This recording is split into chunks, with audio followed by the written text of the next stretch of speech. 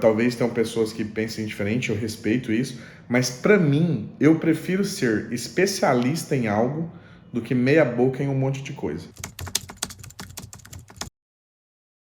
E aí, pessoal, bem-vindos ao Vida de Programador Nômade. Esse é um vídeo ali da trilha de carreira de TI e hoje eu vou falar um pouco mais sobre a carreira de desenvolvedor, né, que é a área onde eu atuo já há quase 10 anos. Como eu tinha dito no outro vídeo, a carreira de TI ela é muito ampla.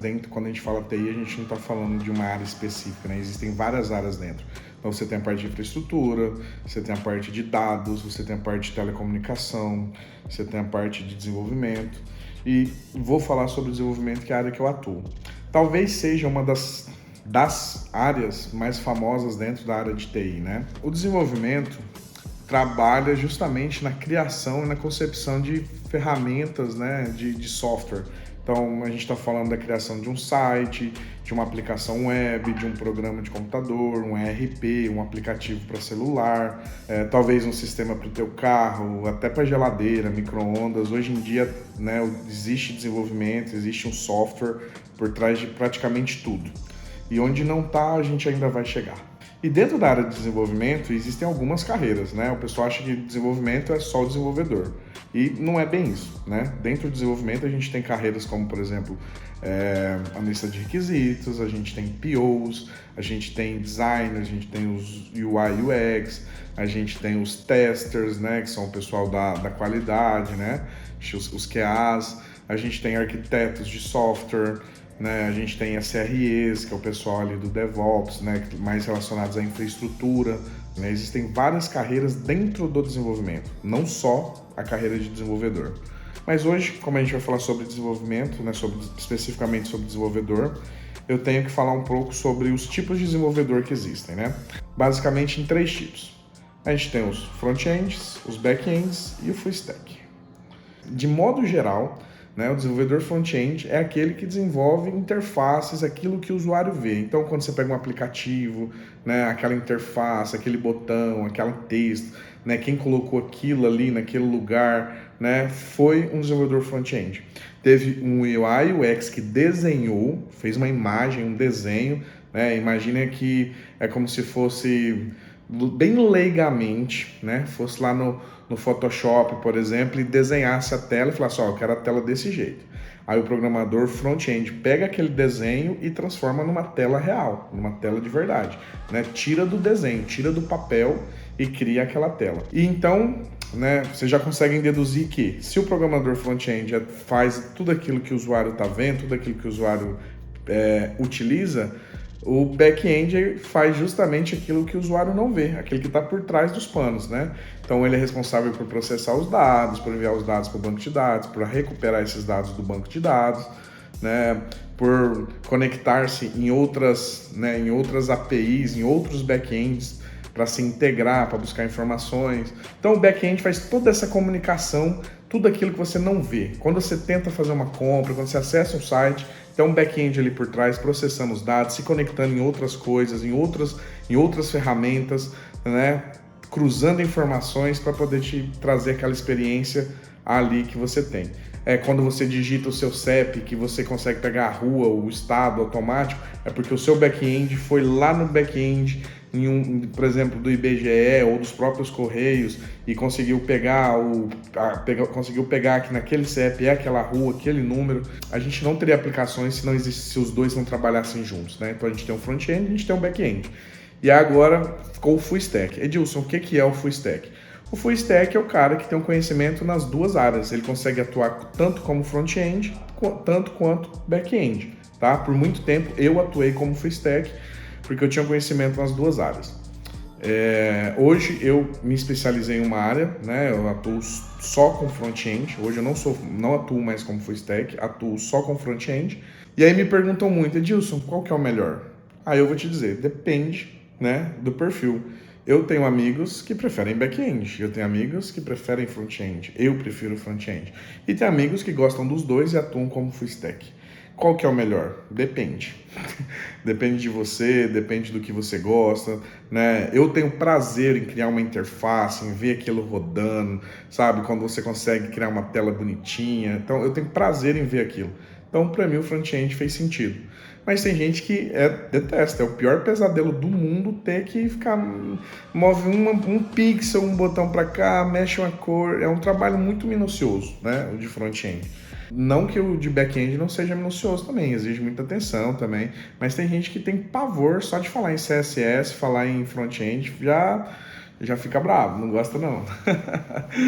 Que muita gente me pergunta, Edilson, por onde eu começo, né? Por onde você começaria, né? Muita gente pergunta para mim, Edilson, se você pudesse começar hoje.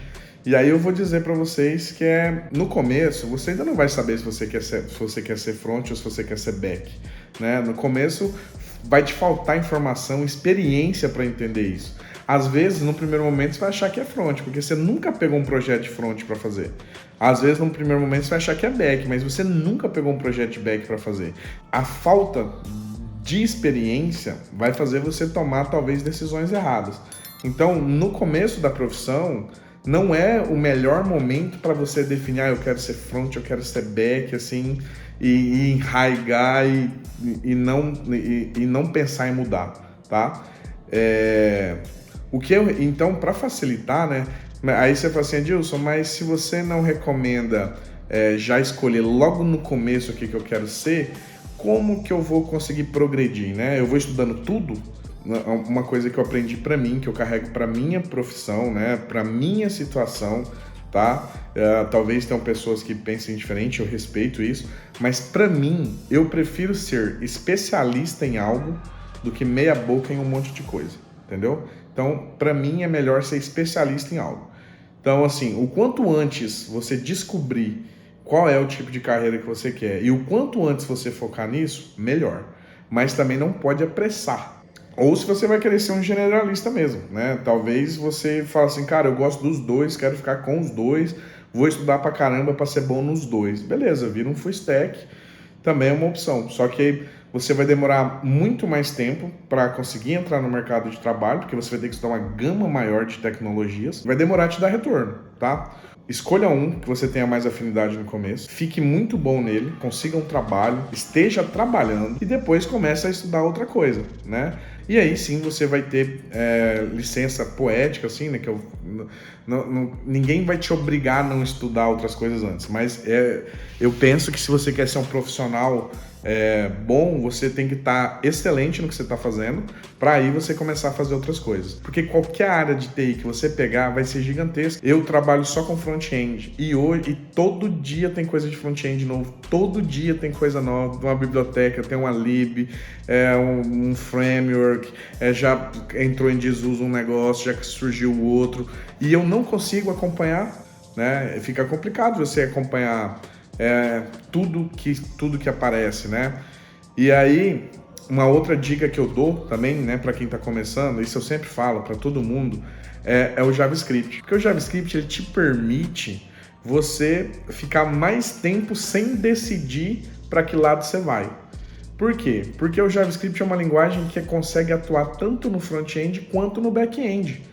Lógico, vou voltar a dizer, não é porque é uma única linguagem de programação que você pode ser generalista, porque é a única linguagem de programação, então eu consigo fazer tanto front quanto back, rapidinho e tal. Não é isso, tá? A linguagem de programação é um dos fatores, né? É uma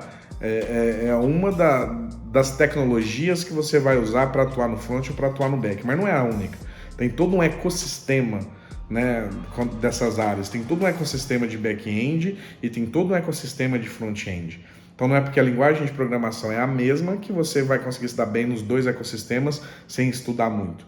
A stack que eu vejo, maior número de vagas, tá? Que eu vejo mais pessoas serem contratadas e no menor tempo que eu conheço, tá? Da minha vivência, é front-end com JavaScript, né? Especificamente React. Conheço muita gente que ficou menos de um ano estudando, menos de 6 meses estudando e já conseguiu um trabalho na área, entendeu? Já começou a atuar na área. É normal? Não. Então, são pessoas que já vieram dessas áreas e que se dedicaram muito mesmo, assim, estudando 10, 12 horas por dia e conseguiram sim, tá? Talvez em menos de 6 meses, conseguir o primeiro trabalho. Não é normal. São pessoas fora da curva, pessoas que se dedicaram demais mesmo e aí conseguiram, né, nesse pouco tempo, entrar dentro da área. Só que são pessoas com background, assim, né, apesar de não ser da área, era da área de engenharia ou de uma área que já era da parte de lógica, matemática. Porque assim, eu não vou dizer, é hipocrisia minha vir falar que hoje desenvolvimento, ainda mais assim de front-end, que você vai precisar de uma matemática muito aplicada. Matemática a gente não usa muito, né? Você é hipócrita se eu ficar dizendo que a gente usa matemática o tempo todo. A gente não usa, mas lógica a gente usa, resolução de problemas. Então assim, eu digo que a stack mais rápida para você conseguir um trabalho seria essa, né? É o React com, né, o React ali com JavaScript e TypeScript. O cara estuda ali HTML, CSS para pegar uma base do que é a criação de telas, de interface, né, em páginas web. Depois aprende o JavaScript para tornar aquelas páginas animadas e depois aprende o React para criar, que implementa todo vou dizer, um ecossistema ali para você criar as páginas, né?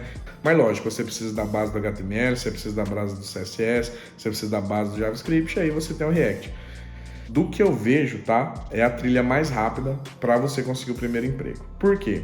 Eu acho o back-end um pouco mais complexo, né? Você tem que estudar um pouco mais para conseguir o primeiro trabalho. Essa é a minha visão hoje, tá? Com a experiência que eu tenho, dos trabalhos que eu já passei, das contratações que eu participei e do que eu tenho visto no mercado.